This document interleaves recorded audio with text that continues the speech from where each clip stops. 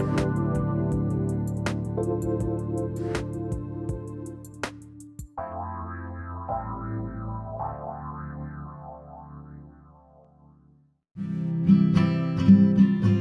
to The Finder of Lost Things, exploring your superpowers of trust, healing and transformation, with me, Hannah Belton. My brother, Christian, disappeared in Mali, Africa in 2003. He disappeared without a trace. We lost his story, we didn't have closure, we lost so much.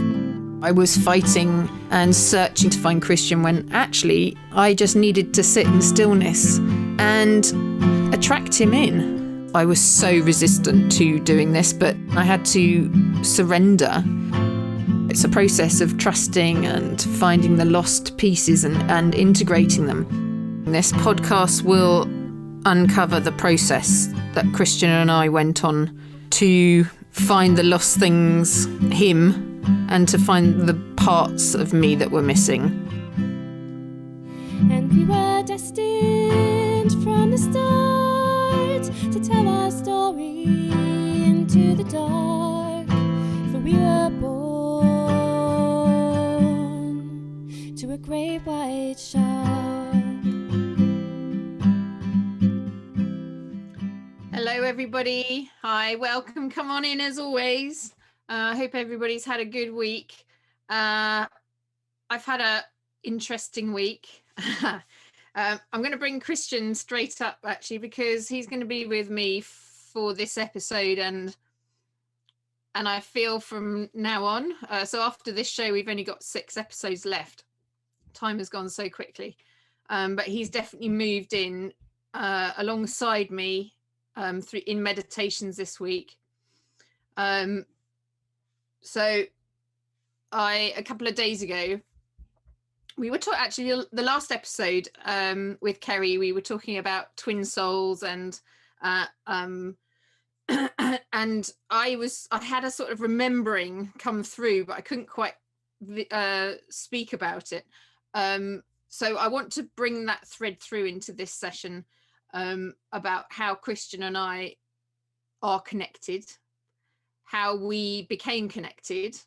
And this is such a personal episode. I didn't think I was ever going to be talking about this, but it seems I have to. This is part and parcel of what we have to spread, the messages we have to spread, really.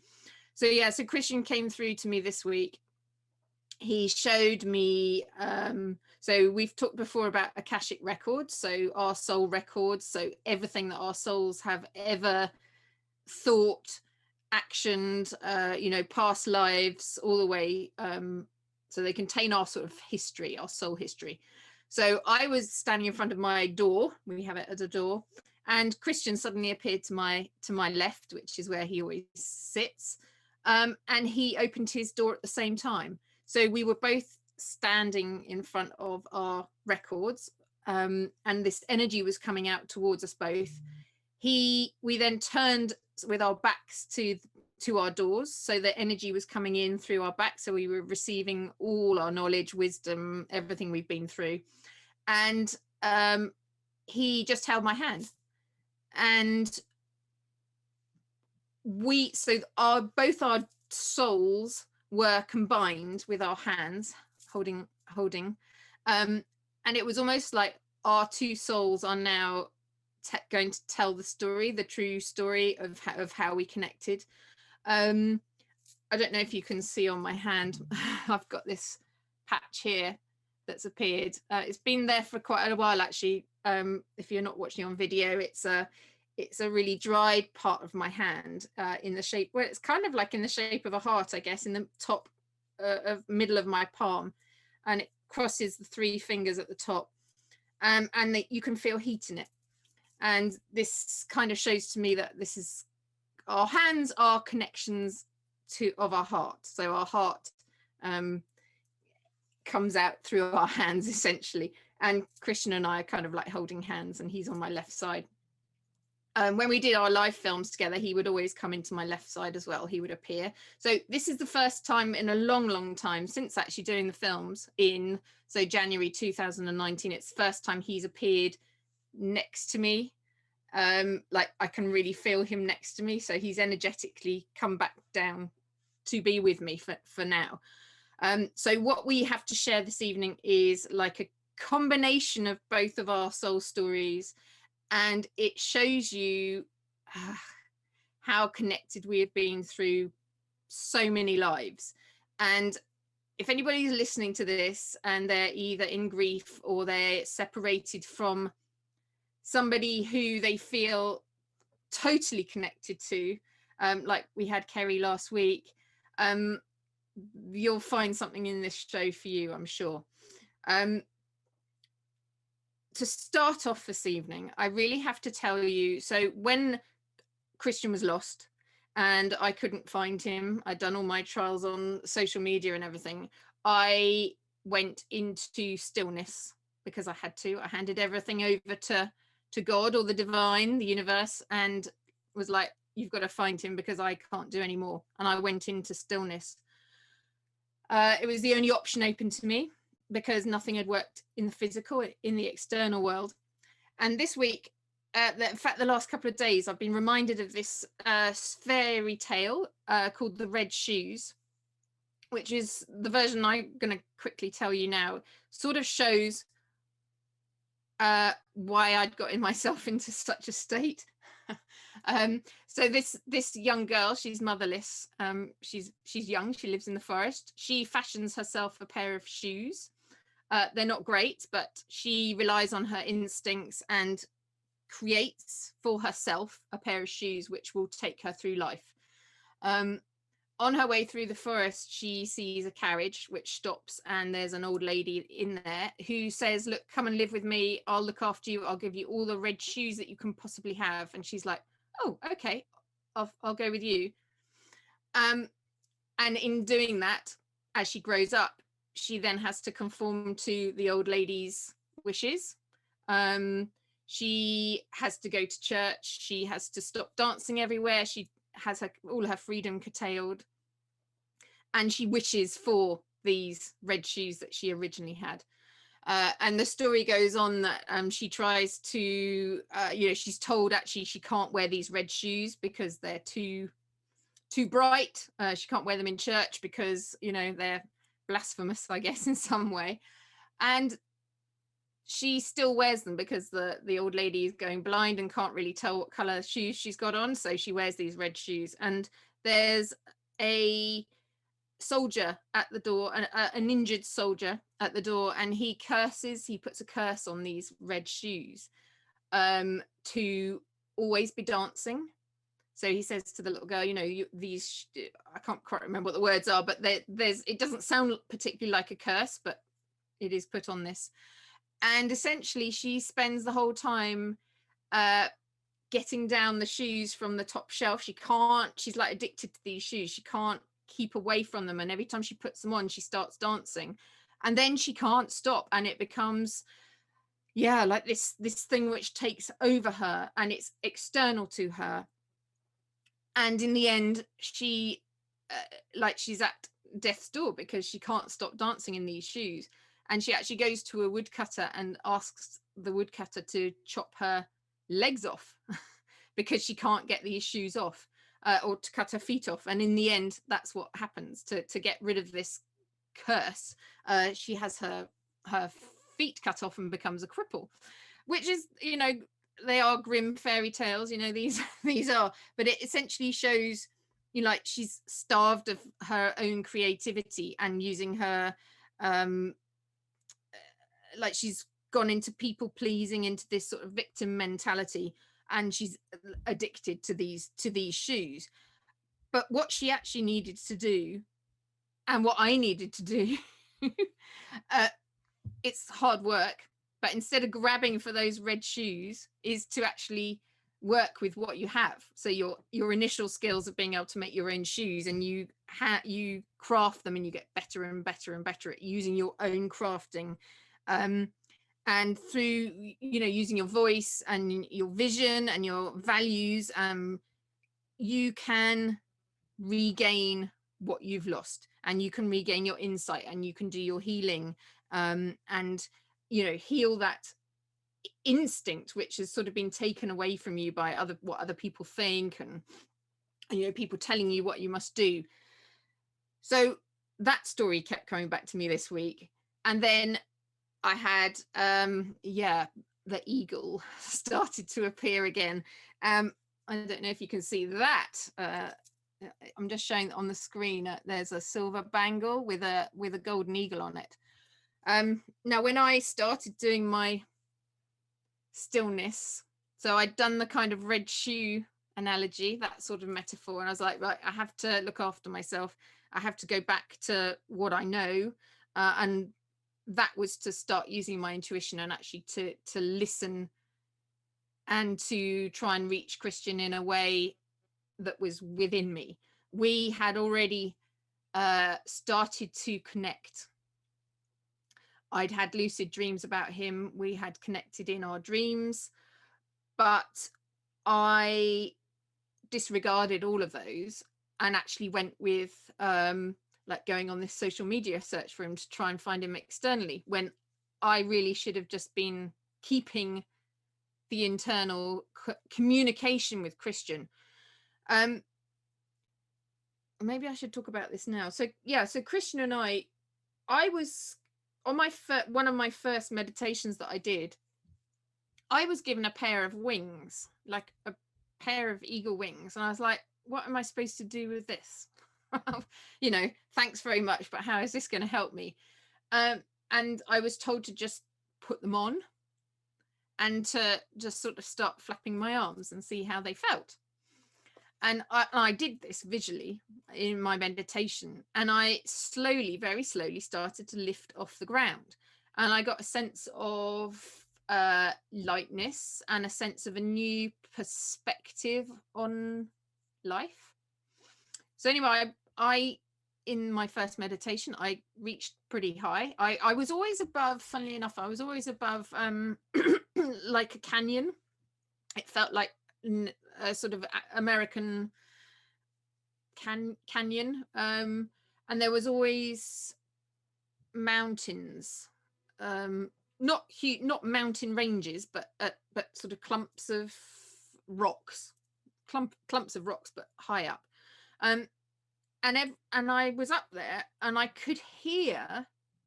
I was sort of looking around, getting used to this bird's eye view, and I could hear other screeching, like other calling from eagles, but I couldn't see anybody, or I couldn't see any other eagles, and I couldn't use my voice. I couldn't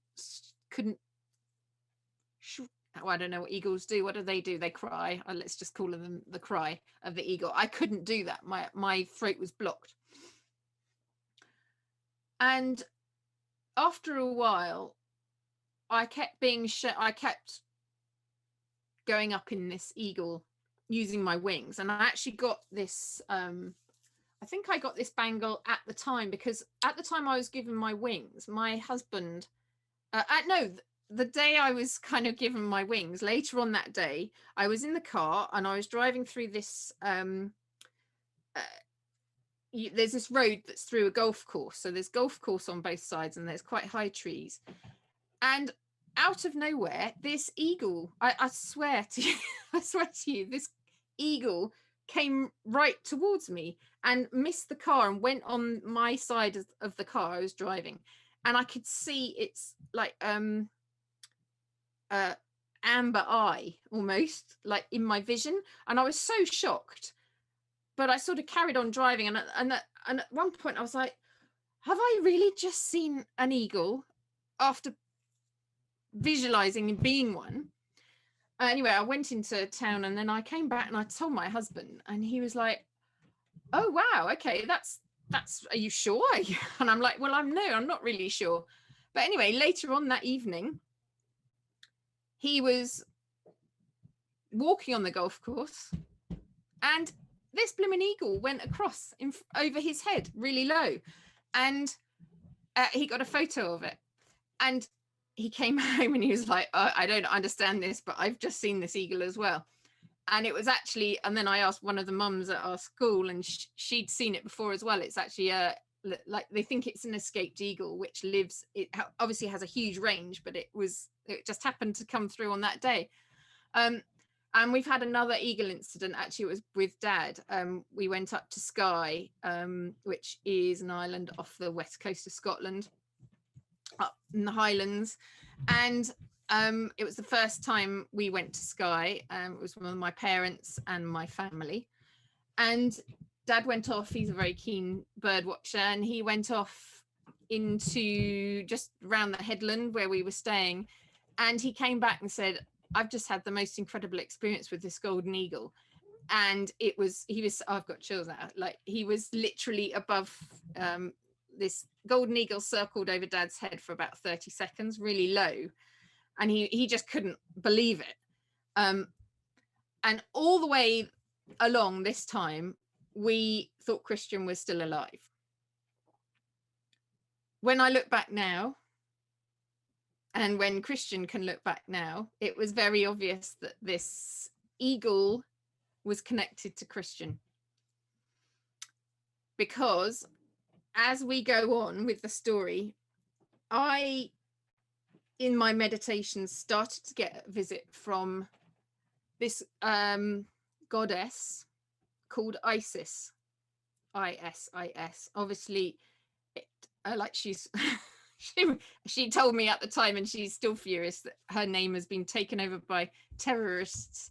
So I didn't actually like talking about ISIS very much because it always had that connotation. But ISIS came to me, and I didn't know who she was, but she came to me. I was introduced to her, and she sat on my left-hand side. See, my voice, I'm finding this really difficult to talk about. Anyway, she sat on my left-hand side. And when I first met her, she didn't say anything, but I just knew who she was. And she could vibrate my body. She was so powerful. She still is, but she could vibrate my body. And she was vibrating all this sadness and fear from my body. I could feel it. And she was sort of saying, well, you know, sadness is inevitable with what you're going through with Christian. And I'm sorry for all your sadness, but it's a necessary part, and it will be rewarded in time without fail. I promise you. And then she said, I've got hundreds. Well, I've already said before, I've got loads of journals. I write everything down. And then she said, in the meantime, keep the faith, project the love, collect the people, and make the speeches. So I was like, I didn't understand what she was talking about. So then I started to look up about ISIS, and if anyone knows the story, I'll do a very quick précis of it. But basically, there's Isis, who is very, very attached to Osiris. Who's actually a very passive figure. He's a masculine figure. He has a great affinity with water and a connection to the underworld. And he's like the innocent victim, or the helpless one who suffers in this story. But he and Isis at one time ruled together, and they fell in love with each other in the womb, it said. So they're united even before they were born. And Osiris wanted to travel the world. So they were ruling the kingdom. He wanted to travel the world, so Isis was left at home. I mean, you can understand now why I was like, oh, okay, this is an interesting story. This sounds just like Chris and I. Anyway, so he went off wandering the world, and he was attacked by Set, who actually murdered him whilst he was traveling away from Isis. Now, I think Set was some sort of brother or some other sort of cousin, maybe something like that, and he drowned Osiris in the River Nile. Obviously Christian was in the River Niger, but the same sort of thing in Africa. Isis and her sister Nephthys, I'm probably saying that wrong, but they were obviously grief stricken. And they in some of the stories they're referred to as kites. so the birds, like wailing women. And so they search for the body. Okay, they search for the body all the time. And without the body in Egypt, there was no chance of resurrection. So they really, really wanted to find the body. Isis actually, and at the time mourning was seen, so grieving was seen as an essential part of the process towards the resurrection of the deceased. So grief, the really powerful emotion of grief and the energy that you put into mourning, was actually, they felt, transferred into Heka, Heka, and that, which can then be used to revive the deceased. So that's like it's magic, essentially. So Osiris was attacked. He was in the river. He was put into a coffin, I guess, some sort of something which actually washed up onto the shore. And this is what Isis found. So she found her brother's body, and she hid it because she didn't want Set to find it. But Set did find it. He got the dogs, and he found Osiris's body, and he tore the body into pieces. Now, there's lots of stories around this. There's, he's tore it into lots of different pieces and lots of numbers, but essentially, she then had to, she was obviously distraught. She then had to go and pick up all the missing pieces of her brother and bring them back together. And she used her magic that she'd been mourning, and she actually used her magic to she had like feathers that she wafted over the body, over the bits, and they all came together. And it said that the magic of Isis gives the hearts back. Now, the hearts contain the wisdom, memory, and emotion which is so critical for survival in the afterlife. And it reveals a person's true character. She was able to bring him back together. And he then came back to life. He couldn't come back in the physical life, but he, as a spirit, and lived in the underworld. And they actually, through magic, it wasn't a sexual thing, but through magic, they conceived a child called Horus, who was Horus is an eagle, not an eagle. Oh, there's a feather just dropped. I've just noticed a feather drop outside the window. A hawk. So, I mean, I was sort of reading this going, oh, wow. Okay, so I can understand why Isis has come to me. I totally understand it. She has the magic powers to bring the missing pieces back together. And she came to help me. And once I'd sort of read the story about this brother and sister who ruled, I was like, okay, I understand that. I want that power. I don't want to be the red shoes anymore.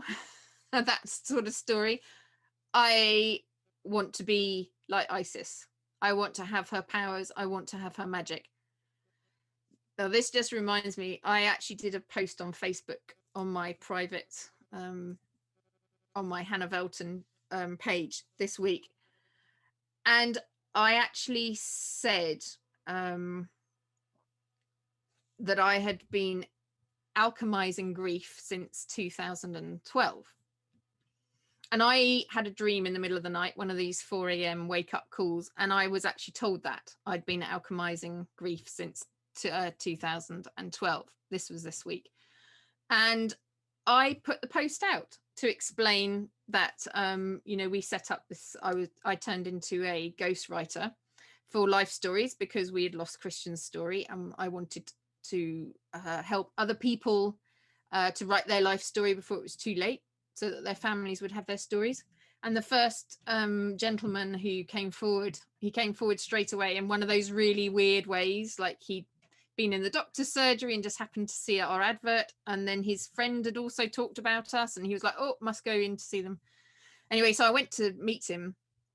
Unbeknown to me, we were just I just thought we were doing his story, but he had this huge history of grief. A father who died very young, an adored father who died very young, when he was very young.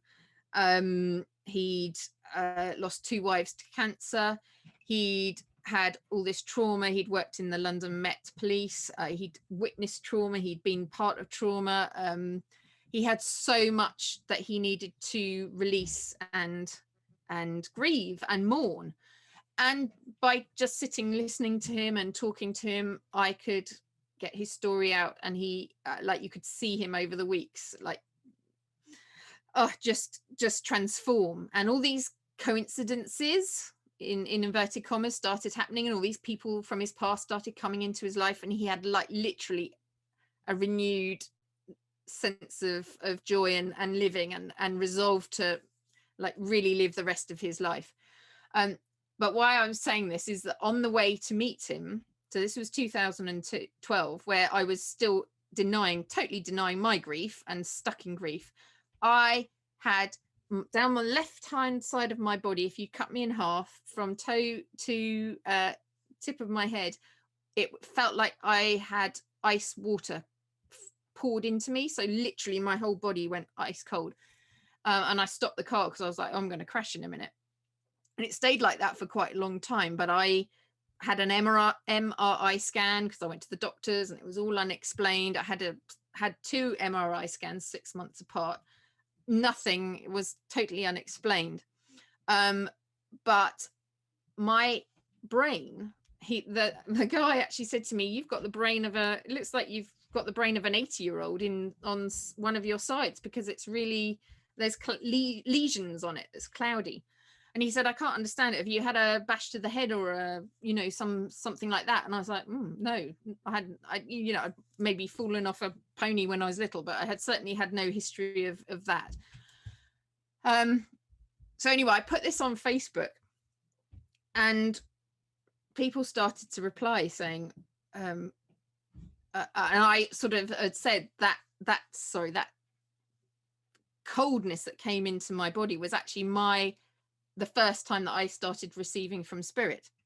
So I hadn't had that at all before, but I was obviously there to meet with this gentleman to help him through his grief, and I inadvertently was working with spirit to help him release it.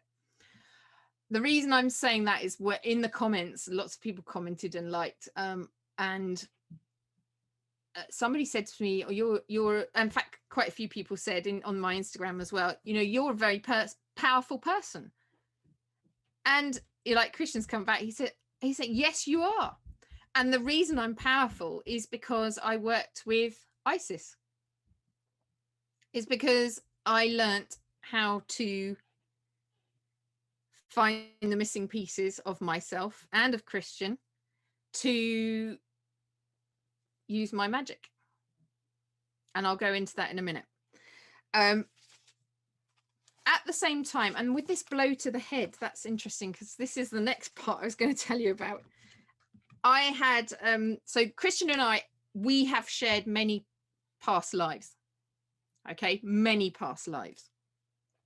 I can tell you 2 of these now. I did these in, when did I do these? So these were October 2017. So this was just after I'd sort of met Isis, and she showed me these 2 lives. Now, one of them, there was an eagle, there was a bear, and there's a wolverine, and there was me in snow in furs. I was wrapped in furs, and I was warm, but I was looking up at the sky, and I could see these eagles swirling above me, and I could see I thought it was a Canadian maple leaf. There were pine trees, there was snow. It was very bright, but the snow was falling, and I was getting covered. But I kind of knew my brother was coming for me, so it was all going to be okay. And as the snow was falling down and I was getting covered, I was like, no, he's going to come. He's going to come and get me. He's fine. And he did. And I don't know if it was Christian, but this boy appeared and he pulled me up and I hugged him, and he said to me, like, "You're safe now, little sis." And I said, like, "I knew you'd come for me." And that was one of the past lives. And then the second past life kind of explains why I've got this head thing. Not that you can see, and I'm totally normal.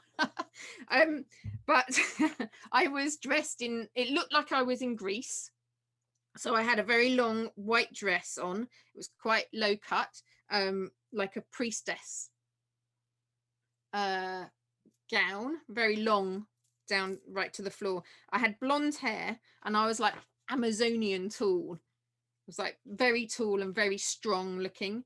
But I had I was there, and I had I suddenly felt this slash down the right side of my face. Why the right side is patriot, yeah, okay, down the right side of my face, but with a sword or a knife, and it knocked me down on the floor, and I was kicked and I was stamped on, and I was kind of like cowering, covered in blood, just on this rug on a floor. And I was, whoever was there that had done it to me, they then left, and I was still I was just still lying on the floor, and I was hidden and I was scared. But there was a man above me who came in, and I wasn't really sure of who it was, but it felt like family.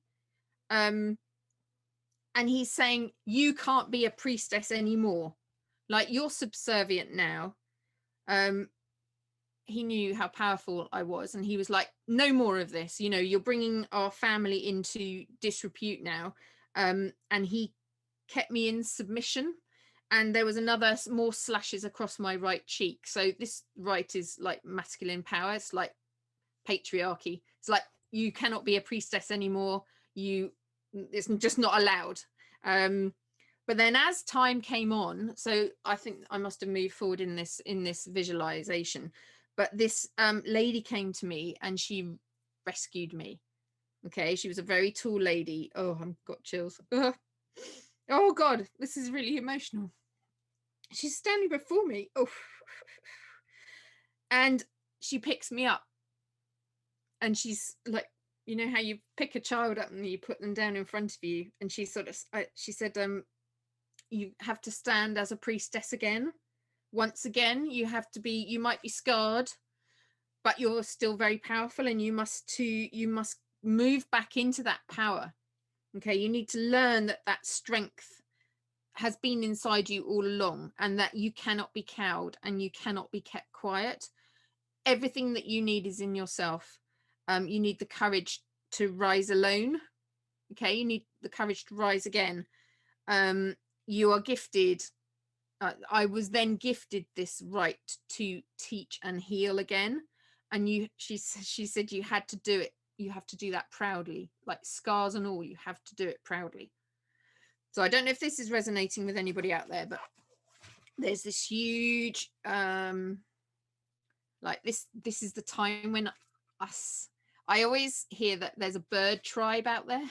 If you're listening to this and you're getting chills or something like that, like, we are all supposed to be rising right now. This is our time where we are back to our priestesses, and we will not be cowed, and we will tell our story. And my voice is actually going a bit freer now. So for me, the energy that helped me was Isis. And she, part of what I had to do was revisit a holy Celtic site. And that binded me with Christian. So I completely forgot about that, actually.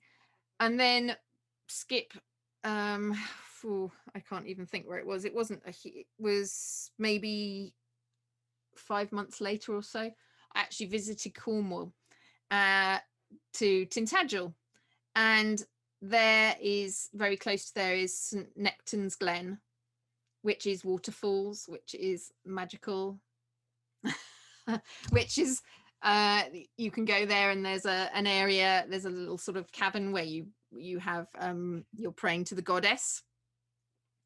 And I sat in there and I prayed to Isis to find Christian.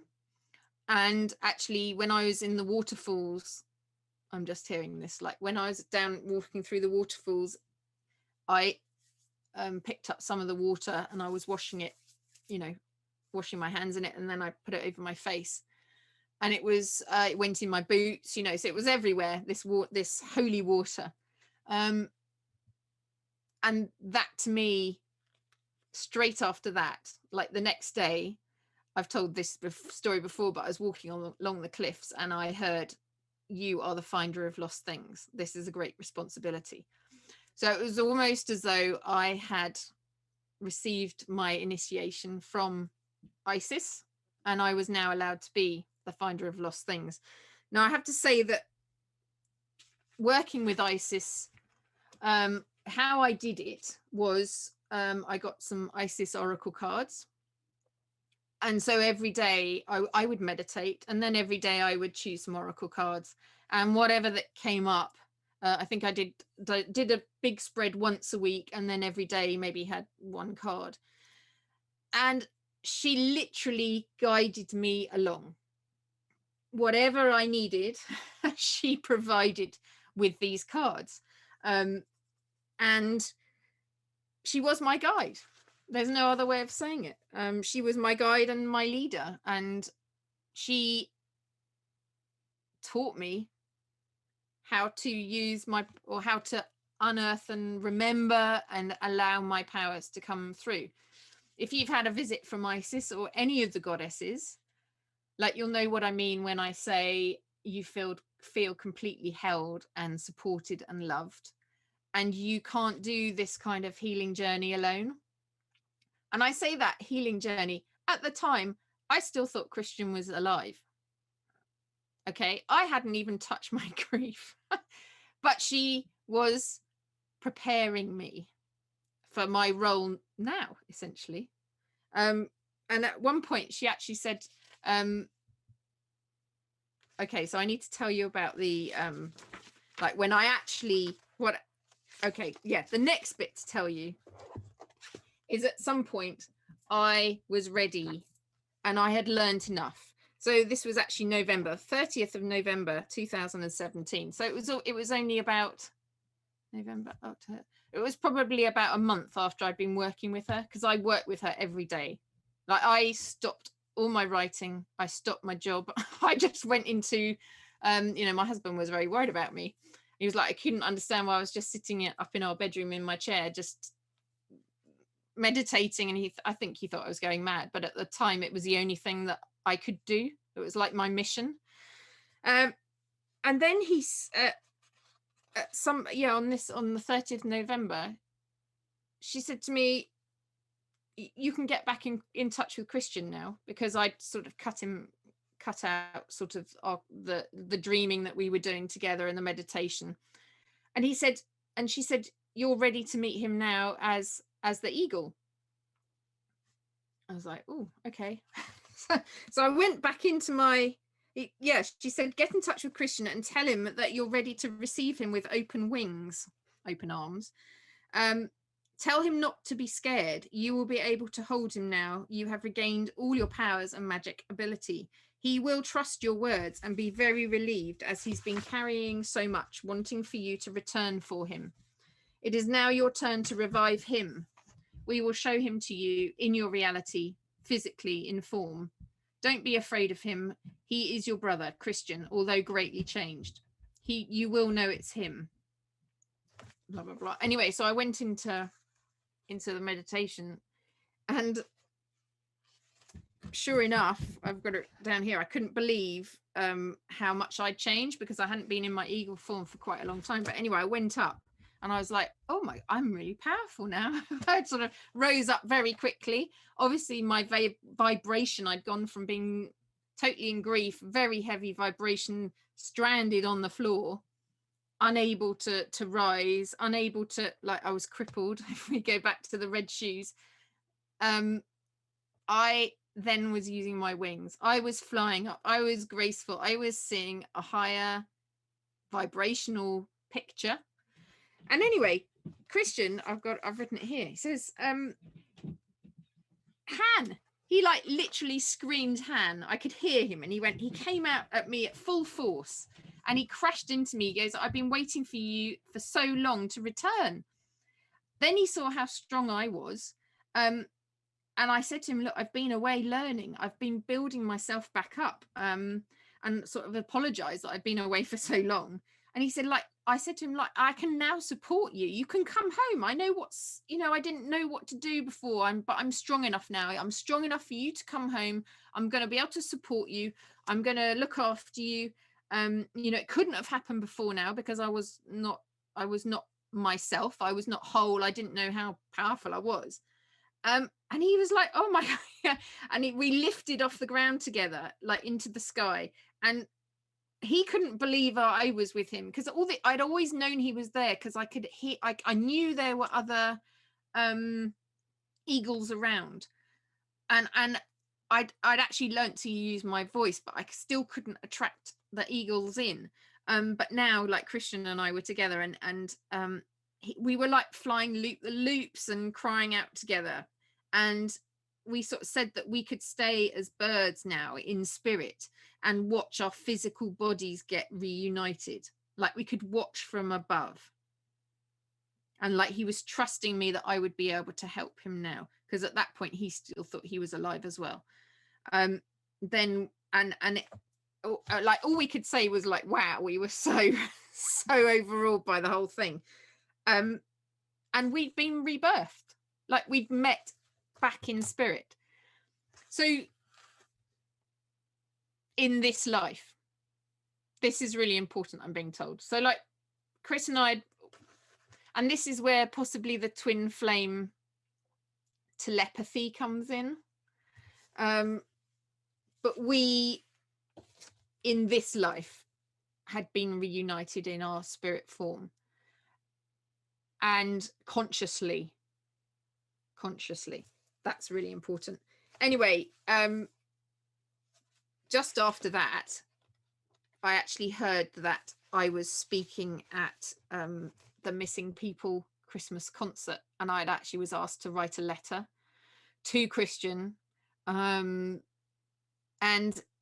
in this letter, I wrote about being very sure that Christian and I were now connected in spirit. I was really honest. I showed Mum and Dad the letter, and they were like, are you sure you're going to say that? I was like, no, I have to say it. Anyway, so I said in this letter that I read out at the carol service, I don't know if I've said this before, but it was actually being recorded by Davina McCall was there, and it was being recorded by long lost families. So there's a record of it somewhere, because I was filmed doing it. And in it, I was talking about, we'd met in spirit now. I was very sure about that. And I was now a lighthouse. I was like a beacon, and just drawing Christian in the physical. And I was absolutely convinced that Christian was coming into the physical. And he was convinced. He's like, right, I'm going to go. This is going to be great watching this. Let's reunite. And obviously, he didn't come back in his physical form. He came back in his spirit form. But actually,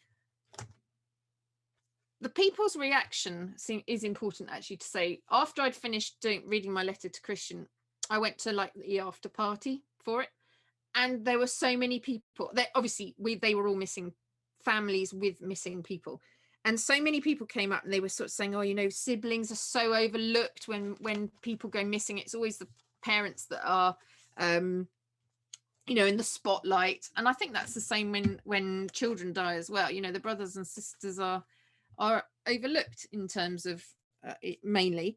And like, everyone sort of came up to me like they were all a bit sort of wide-eyed, and a bit I felt like I was emanating this power. And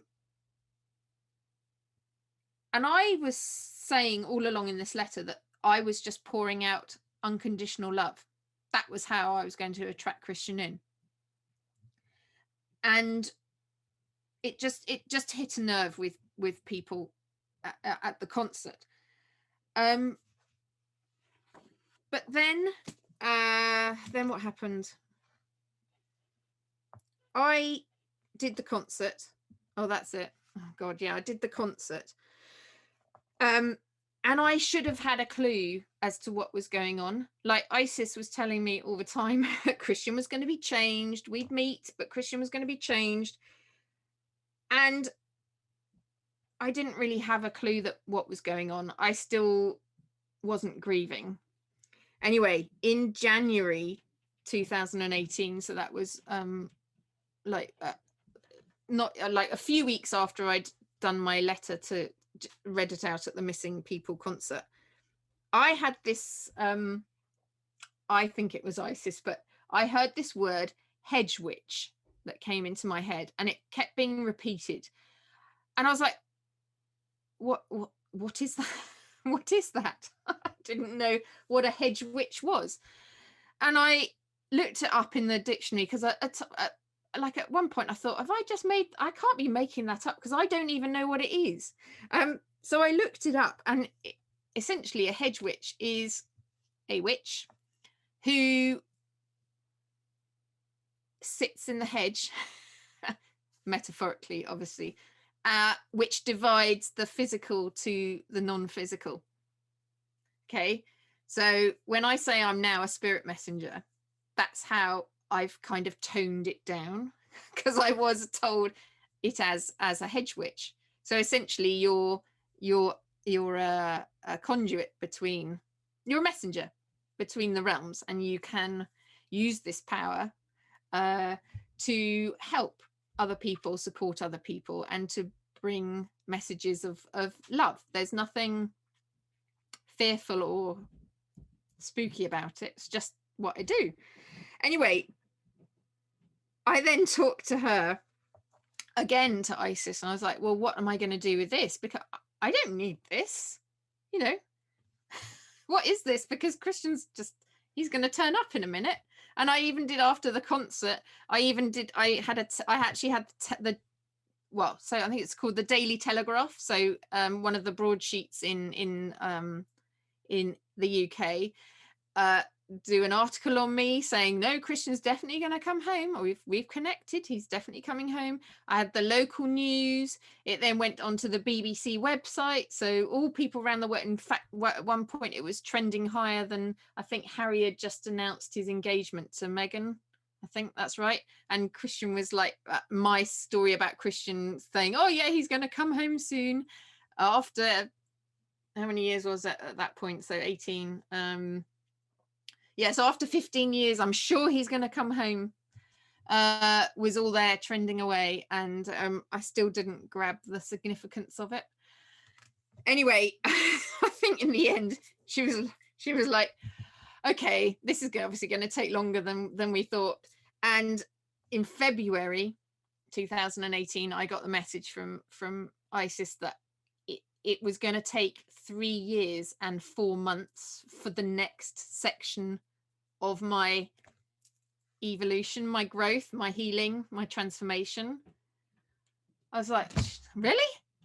What? I didn't believe it. I wrote it down. I kind of wrote it down with like question marks next to it. Like, are you sure? That's ridiculous. Christian's going to turn up in a minute. How can it be another?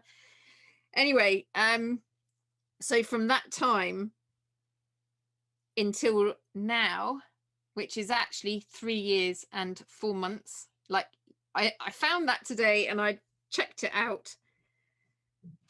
I was like, wow, okay, so in between those 3 years and 4 months, I have essentially been grieving. I have been moving through my grief with Christian, having found him in spirit. Like after she told me the 3 years and 4 months, February, March, April, May. Yeah, I found him on the 1st of May. So it was only a few months later. I then found out the truth about Christian. He found out the truth about his being in spirit. And that's why I kind of say it was almost a relief in the end, because we knew. And at that time, we knew we were so connected in spirit that when the news came through that, yeah, he was in spirit, we were never going to meet again in the physical, as a physical bodies, it was traumatic for like a few days. I was like, oh God, really? I'm never going to see him again. I'm never going to see you again physically. But then we just started talking to each other. We started writing together. I could hear his voice. I knew we were so connected in spirit. And yeah, so then when I was told, this is going to take 3 years, sorry. I then almost that day or later after that, I then joined the Missing People Choir and had my first rehearsal. So that was the beginning of my real initiation into the grief process. That's when I'm hearing this now. That's when I moved through my real mourning and my more started to grieve properly, when I was in a room with people who were in grief, in fear, stagnated, because I felt I'd moved on, and I was now with Christian sort of in spirit at that point. Although I was still waiting for him to come in the physical, I was on a so much higher vibe. I was like the eagle. We were flying together up high. And I just couldn't, I found it so difficult being in the choir, and I've talked about this in a previous episode. So I won't go into it anymore on that. But Isis was there, and she knew this was going to take another 3 years, 4 months to move through the grief, to not only find out that Christian was indeed in spirit, but to move through the process of being with Christian in spirit and telling family, telling friends, starting to work with other people, starting to receive for other people. I've had a 3-year, I call it, it's like an apprenticeship. I've had a 3-year apprenticeship, actually consciously knowing what I'm doing. And moving through and finding what I can do with spirits, with moving energy, with shape shifting, with all these things that I've been learning and remembering. This process it's like you're just evolving the whole time. I'm learning every day. And so when Christian, so this afternoon, I have to tell you what happened this afternoon. So Christian and I this week, so we have our souls, all our stories, our souls are now into coming into us. All right, Christian's here on my left-hand side. He's holding my hand. This afternoon, I did a meditation with Natasha, who was in episode 11. And it was an Akashic Records. I'm feeling really sick suddenly. Oh, anyway, we did this meditation, and Christian and I actually were in one eagle body. So instead of being separate eagles, we are now one body. This is maybe why I'm feeling ill, because it's so big. We're now in one body. Okay, we are two souls, like back in one body in this life. Okay, this, I'm hearing, like, this hasn't happened before. This is new for us, and this is what we came here for. Interesting. Okay, so this soul that we are, combined soul, like the twin souls, we're now together again fully in this life, and this is when we start to spread our love and what happened to us, and it's going to reach whoever needs to hear it. Oh, okay, this is the beginning of the real, like, next adventure. Chris is here now. Okay. Ooh, okay, so, like, if you think of the divine energy that I channel, I have known it as God. I've known it as the creator. I could know it as Isis as well. Isis and Osiris together. It's like a divine union. So you've got the masculine and the feminine, and they are both empowered. Okay, they're not disempowered, like lost in chaos, not trusting themselves, like they're empowered. Christian and I are both empowered. We've both come together. I can be the receiving whatever's coming in as the empowered feminine. This came through actually in a masterclass I did this week. It's all just tied together this week.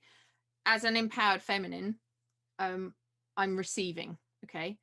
I then need to ask my empowered masculine, whether that is within me or whether it is in Christian, but we are combined now. So we are one. It's like the divine energy in two parts.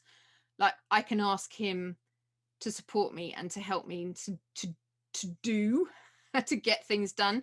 Obviously, being in spirit, if you've been following this program, this show, he has been bringing people to me all the time. I asked him yesterday to, like, I'm asking you, Chris, I'm receiving all this stuff that we need to do now. I can see contracts coming towards us. I can see things that we're signing. I can see big things happening. Chris, you need to support me. You need to get things done. And he's like, already this morning, people are coming to me for support and help. They've had the chills and they've had the niggles come in. So like, I know something big is happening. I am ready for this adventure now. Like, I'm so ready. And Isis has come back to, like, today. I hadn't thought about her for probably years. She's now back here. And Christian's obviously here as well now. So we'll see what happens. There's definitely there's something big. I don't know what's going to happen next week, but I suspect something's going to happen before I next talk to you. So we'll see how that goes.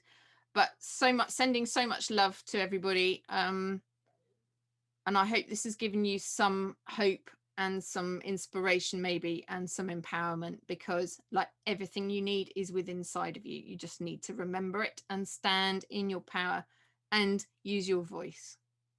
Because if you use your voice, other people can hear you and you can attract in your team, I don't want to say tribe, but people who are like you, who are on the same vibration, call them in. But you need to be like on a high vibration to be able to use your voice and have it reach out. Okay, lots of love, and I'll see you next week. Thank you for listening to The Finder of Lost Things. I think we've been triggered so long and so hard by COVID, and it's going to carry on. People are getting used to stillness, and they're getting used to more solitude, but how do you use that time for the highest good? This process that we're going to explore will bring back the joy and purpose to life. That wholeness, that sort of harmony and flow and togetherness. People are really ready to find their lost parts now. You can find me at hannahvelton.online.